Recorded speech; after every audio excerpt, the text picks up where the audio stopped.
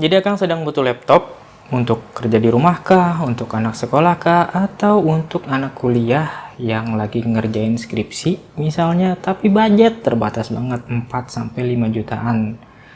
Kira-kira apa ya? Boleh jadi Lenovo ThinkPad X270 yang sudah saya coba beberapa minggu ini jadi pertimbangan. Mengapa? Karena beberapa alasan. Pertama, kita lihat dulu spesifikasinya. Laptop ini laptop kecil ya, sub laptop atau netbook, ultrabook ya. Jadi 12 inci, 12,5 inci lebih tepatnya. Jadi dia kecil, tidak seperti laptop 14 inci biasa. Dan spesifikasinya adalah CPU-nya Intel Core i5 atau i7 atau i3 generasi ke-6 atau ke-7. Oh iya, memang jauh dari generasi sekarang yang sudah generasi 12, tapi masih bisa untuk kita gunakan sehari-hari. Dan RAM-nya sudah DDR4 8GB atau 16GB atau 4GB saja. Penyimpanan bisa dengan SSD atau hard disk biasa atau double storage. Saya mendapatkan SSD yang 256 NVMe ya Kang, jadi kecepatannya tidak seperti SSD biasa yang di angka ratusan ya, ini sudah di angka seribuan kecepatannya, jadi masih sangat worth it harganya. Belum lagi kalau kita berbicara spek displaynya 12,5 inci dan ini IPS HD ya, jadi akan lihat sudut pandangnya luas dan warnanya juga baik ya, kontras, kecerahan, dan ini matte. Jadi walaupun ada pantulan cahaya seperti itu, ya memang ini dekat sekali dengan cahaya, tapi bisa meminimalisir dan di mata sangat enak. Dan alasan berikutnya tentu rasa ya Kang. Ini ThinkPad ya Kang. ThinkPad yang dulu mungkin harganya 15-20 jutaan.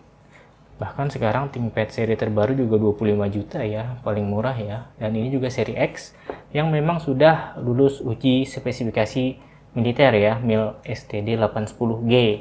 Ada getaran, guncangan, suhu, kelembaban, ya macam-macam lah Kang. Dan materialnya juga bukan sembarangan. Ini dari fiberglass, walau belum ada karbon-karbonnya, tapi rasanya lembut dan tetap kuat. Dan dia juga ringan ya Kang, karena itu dia ringan, beratnya kira-kira di 1,3 kg. Dan kalau kita berbicara rasa lagi, laptop punya masalah biasanya di engsel, tapi ini engselnya sangat baik, khas ThinkPad yang dari logam, jadi kuat ya. Dan Akang bisa membuka laptop ini sampai rebahan, nggak ada masalah. Untuk apa sih? Menurut saya supaya aman saja, kalau kesenggol anak misalnya atau apa gitu dia aman, jadi nggak langsung patah ya. Kemudian ke fungsi, kita membeli laptop karena fungsinya. Jadi laptop ini memang ditujukan untuk orang-orang kantoran yang biasanya pergi-pergi ya, jadi dia tidak khawatir akan laptopnya cepat rusak, keluar masuk tas atau dari satu tempat ke tempat lain gitu ya. Itu fungsinya. Karena itu dia punya baterai yang unik, seperti juga seri sebelum-sebelumnya yang mempunyai baterai ganda ya. Ini juga baterainya ganda, saya mendapatkan baterai yang tipis, baterai tipe 68 tipis. Ada baterai yang besarnya, jadi baterai dicopot dia tetap menyala. Kamu bisa lihat sendiri, tetap menyala, baterainya dicopot. Itu keunggulan berikutnya. Dan dengan baterai internal dan eksternal ini saja saya bisa 4 jam masih bisa ya, karena kapasitasnya kalau saya cek masih di atas 80%. Kemudian kita ke kemudahan ya. Kemudahan ya, akan kalau laptop desain oke, berat oke, semuanya oke, tapi kalau susah di servis atau susah dibongkar atau susah di upgrade juga nggak enak. Nah, ThinkPad seri X ini masih sangat enak untuk kita upgrade atau kita buka lah ya. Seperti biasa, hanya ada 8 baut di belakang, lalu kita angkat. Memang ini sistemnya klip ya, jadi agak mengganggu di belakang, tapi setelah dibuka kita bisa akses hampir semua komponen. RAM slotnya hanya satu, DDR4. Saya belum mencoba hingga kapasitas berapa, tapi rasanya 16 GB masih bisa. 32 GB, nah itu yang belum tahu. Dan yang unik adalah tempat SSD ya. Tempat SSD itu kita bisa taruh 2. Jadi tempatnya di sini satu di WW1 card ini atau di tempat hard disk. Dan ini yang tidak dipunyai oleh seri sebelumnya. Sebelumnya hanya bisa menempatkan hard disk, tapi sekarang dengan cara yang unik, Lenovo bisa menyisipkan SSD NVMe di slot hard disk. Jadi kalau yang punya ThinkPad X250 atau X260 yang nggak bisa double storage itu, X270 ini bisa double storage dan ada peningkatan di SSD, sudah bisa NVMe. Upgrade tipis-tipis belakang ya. Tapi CPU nggak bisa di-upgrade seperti seri X sebelum-sebelumnya ya. Dan kita lihat di sini, ini juga logo Windows dan memang Windows-nya ori ya, original lisensi, dan itu sangat baik sekali untuk kita aman gitu ya, merasa tenang saja kita menggunakan versi Windows yang asli. Berikutnya tentu ada di port ya.